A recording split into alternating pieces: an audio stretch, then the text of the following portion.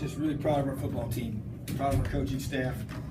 To go on the road after such an emotional game last week was really a challenge for our guys, and they responded. I felt good about our preparation, but you really don't know until you get in the moment.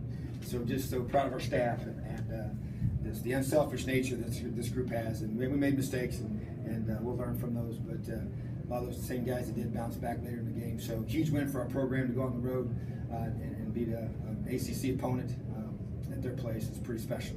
And wins are hard. Road wins are even harder. So very, very blessed and very appreciative for my first official win as a college head coach. So give the game ball to my dad. He had open heart surgery on Tuesday. And he's my hero, and I wouldn't be here if it wasn't for him. So he deserved this one, and I love him dearly. So just a lot of emotion this week, a lot of things going on, and so proud of this team. I just love our guys. Coach, talk about the decision to go with Peyton when you didn't. Yeah, well, he was supposed to play. That wasn't, he wasn't just like last week. We were going to play him, for a certain number of downs, and he was moving the team, and so we just said, hey, roll with it. This program does not care who gets the credit. It is not about one guy. And I saw Richard Lego cheering on his teammates the entire time, and he understands LEO. That's to me, that's living it out in front of a lot of people. So Peyton was playing well, was moving the team, and so we stayed with him. What advantage did Ramsey give you over Lego against this defense? I think that you can just tell schematically they were trying to do some things to take away our throw game, and when you do that, you obviously expose yourself in the court, especially with a quarterback run game, and it's very difficult to defend those two components at the same time. And so Peyton gives us that. Obviously, it showed up pretty quick with him in there. So that. The ability to do that is a great compliment between those two guys. To me, it's no different than having two running backs that have two different skill sets. It's a good 1-2 punch. So I was really pleased with what Peyton was able to do. How big was it? What does it say about him that he was able to walk in a situation like that? Obviously, his first game on the road, his second game in college, and his first 11 passes, he just never really looked phased. No, I tell you, and not shocking. I mean, and you can't simulate those situations in practice, but everything we've ever thrown at him, he's just unfazed. I mean, something happened over the spring. We made our team do a whole bunch of up downs for whatever. Something happened off the field, and a little thing like somebody was late, and so I was proving a point. And I never saw a kid. He had like a linebacker mentality. I'm talking about Peyton Ramsey. And I stood there and watched him do every rep and just jump up and just had this look in his eye. I knew something was different about him, and it didn't matter. He could have done them for 2 hours, and you were not going to break him.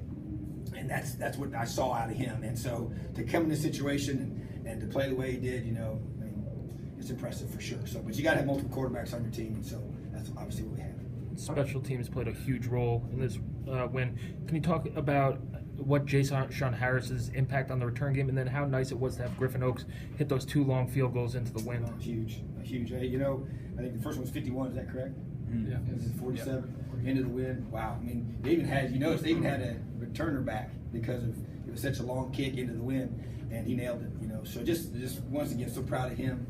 He did not have the kind of season he wanted to have a year ago after having such a great sophomore year. So we've been emphasizing the mental toughness piece with him and helping him grow as a man and be able to handle. If you're going to be a kicker, you're going to have to handle the adversity of missing one and come back and do it again. So he was big for us, and every point matters.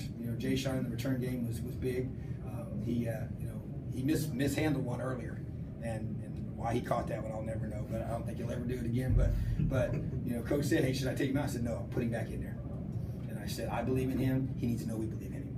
And he came back and proved me right. So just he's a great little athlete, and he's just got a little spunk to him, and that's a weapon now. I mean, you got to be able to score points in all phases of the game. And I think our kickoff coverage was excellent. Our punt coverage was really strong. So really pleased with special teams. I know it's a big part of the game, and we've been emphasizing it since day one. What's it mean for Jay Sean too? I mean, he'd been through the 2 injuries, and he's talked about really wanting to be back at his best to be able to contribute like that. I know it's maybe not a receiver, but on special teams. Yeah, I tell you, it does your heart good to see a kid like that be able to come back, because there's not a coach on our team who wouldn't say he's one of the finest young men we've got. You want to see him succeed in life and on the field. And so he's fought back through 2 ACLs, which is tough to do.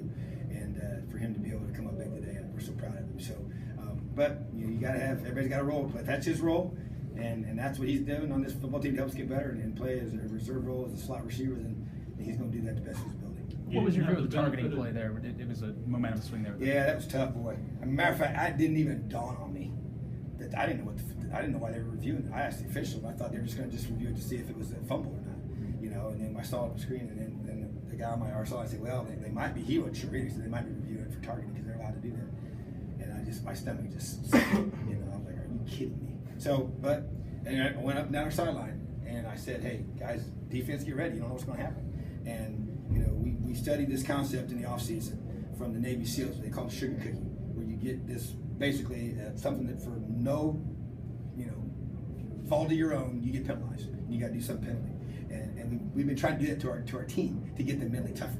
I said, guys, it's just sugar cookies, all it is.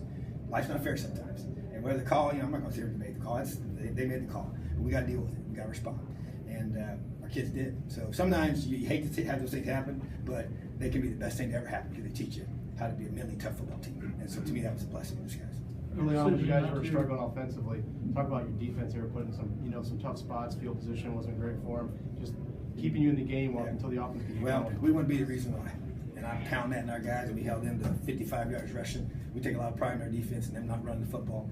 And be the reason why. And I told our guys, I hope it's 10-7.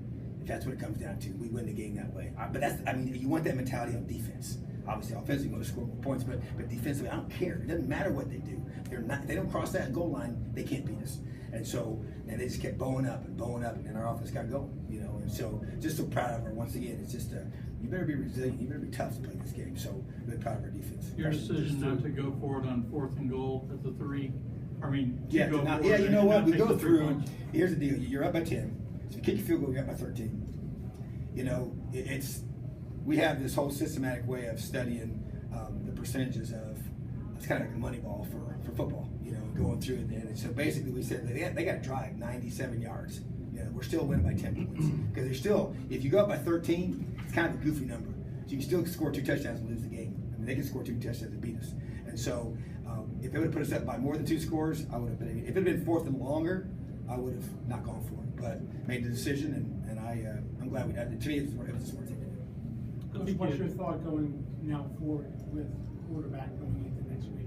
Oh, Richard's a starter. Yeah, I don't think that's, you know, I mean, hey, you got 2 quarterbacks. That's a great thing. You know, one throws it really well, one can run a little bit too and throw it well as well. So, you know Richard's a star quarterback. But bottom line is this, you know, you got to compete.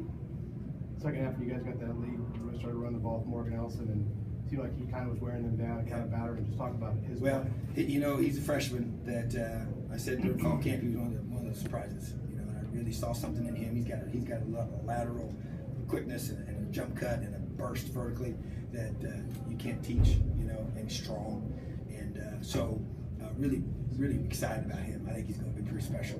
You know, obviously his first big time road game to play in. It's not easy. So really proud of him at the offensive line. You know, letting these guys. Because I tell you what, I was concerned about being able to run the ball. I knew their defense was good against the run, and the scheme that they play makes it tough. And so, you know, it was tough sledding inside there, but those yards were critical. And he was one of many guys that contributed. Time for a couple more. I think you had 7 3-and-outs on defense. I mean, just talking about that. Yeah, you know, you want to get as many as you can. It's all about, you know, getting off the field. You know, and they were kind of, you know, their passing game was controlled underneath, and it's kind of frustrating. But you almost have to be patient. You have to outlast them, you know, because those throws don't beat you, you know, especially if you start scoring some points, you know. But they execute it well. I mean, and they're going to catch a lot of balls, but you kind of, you know, you can either be too aggressive and give up a bigger one, and that's not what you really want to do. So it's just make, you know, catch the ball, tackle. And so, but I felt like that getting those 3-and-outs were big, you know, and forcing them to be one-dimensional was really the key. You know, taking away the run game and forcing them to throw was really, I think, the key to our success. All right. Thanks, Coach.